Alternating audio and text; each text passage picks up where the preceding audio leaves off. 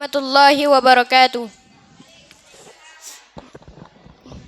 نحمده ونصلي على رسوله الكريم أما بعد أعوذ بالله من الشيطان الرجيم بسم الله الرحمن الرحيم كنتم خير أمة أخرجت للناس تأمرون بالمعروف وتنهون عن المنكر وتؤمنون بالله ولو آمن أهل الكتاب لكان خيرا لهم منهم المؤمنون وأكثرهم الفاسقون اللهم صل على محمد وعلى آل محمد كما صليت على إبراهيم وعلى آل إبراهيم إنك حميد مجيد اللهم بارك على محمد وعلى آل محمد كما باركت على إبراهيم وعلى آل إبراهيم إنك حميد مجيد.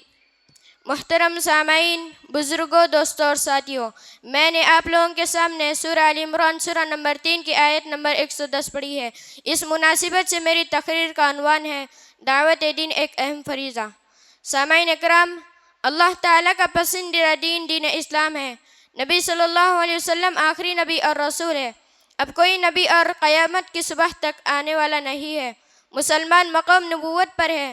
ہر آدمی اپنے طاقت کے حساب سے برائی کو روکنے کی کوشش کرے. دعوت تبلیغ میں رکاوٹ مسلمانوں کی بدعملی مسلکی اختلافات کی وجہ سے ہے. اس لیے ہم مسلک کی نہیں بلکہ مذہب کی تبلیغ کریں. دعوت تبلیغ نہ کرنے کے نقصانات یہ ہے کہ اللہ تعالیٰ کا عذاب آتا ہے اور دعائیں قبول نہیں ہوتی. اگر نہیں سمجھے گے تو سب ڈوب جاؤ گے. دعوت تبلیغ ایک ابدی طاقت ہے.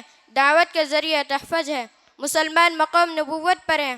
برادران اسلام، نبوت کا سلسلہ ختم ہو گیا مگر نبوت کے کام کا سلسلہ ختم نہیں ہوا. نبوت کے اس فریضے کو آگے بڑھانے کی ذمہ داریاں مسلمانوں پر ہے. وقت فرصت ہے، کہاں کام ابھی باقی ہے. نور توحید کا انتمام بھی باقی ہے. میری زندگی کا مقصد تیرے دین کی سرفرازی. میں اس لیے مسلمان، میں اس لیے نمازی. اللہ تعالیٰ نے ہم لوگوں کو نبی صلی اللہ علیہ وسلم کی امت بنایا ہے. اس نعمت پر اللہ تعالیٰ کا ہم جتنا شکریہ ادا کریں بہت کم ہے. مسلمان خاتم النبیین صلی اللہ علیہ وسلم کی امت ہے. مسلمانوں کی یہی حیثیت ہے، متعین کر رہی ہے بحیثیت ان کی ذمہ داریاں یہ ہے کہ وہ اولیاء اللہ کا کام انجام دے جس کے لیے پچھلے زمانے میں رسول آیا کرتے تھے. رسول کا آنا بلا شبہ ختم ہو گیا مگر رسول کا کام بلا شبہ جاری ہے. حقیقت یہ ہے کہ ختم نبوت کے بعد مسلمان مقام نبوت پر ہے. اللہ تعالیٰ کے نزدیک ہم مسلمان بہترین امت ہیں. سورہ آل عمران سورہ نمبر 3 آیت نمبر 110. کنتم خیر امت اخرجت للناس تأمرون بالمعروف وتنهون عن المنکر وتؤمنون بالله ولو آمن اہل الكتاب لكان خيرا لهم منهم المؤمنون واکثرهم الفاسقون. تم بہترین امت ہو جو لوگوں کے لیے پیدا کی گئی ہے کہ تم نیک باتوں کا حکم دیتے ہو اور بری باتوں سے رکتے ہو اور اللہ تعالیٰ پر ایمان رکھتے ہو. اگر اہل کتاب بھی ایمان لاتے تو ان کے لیے بہتر تھا. ان میں ایمان والے بھی ہیں اور اکثر تو فاسق ہیں. ہر آدمی اپنے طاقت کے حساب سے برائی کو روکنے کی کوشش کرے. صحیح مسلم کتاب الایمان کتاب نمبر 1 حدیث نمبر 49.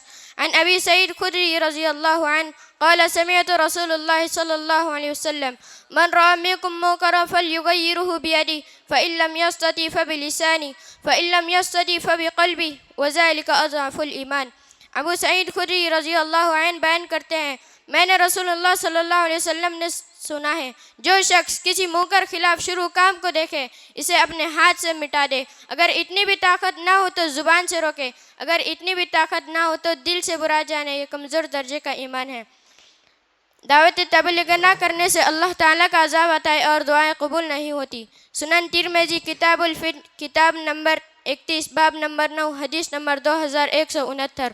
حذیفہ بن یمان رضی اللہ عنہ سے روایت ہے رسول اللہ صلی اللہ علیہ وسلم نے فرمایا قسم ہے اس ذات کی جس کے ہاتھ میں میری جان ہے تم بھلائی کا حکم کرتے رہو اور بری باتوں سے رکتے رہو ورنہ قریب ہے کہ اللہ تعالیٰ تم پر عذاب نازل کر دے.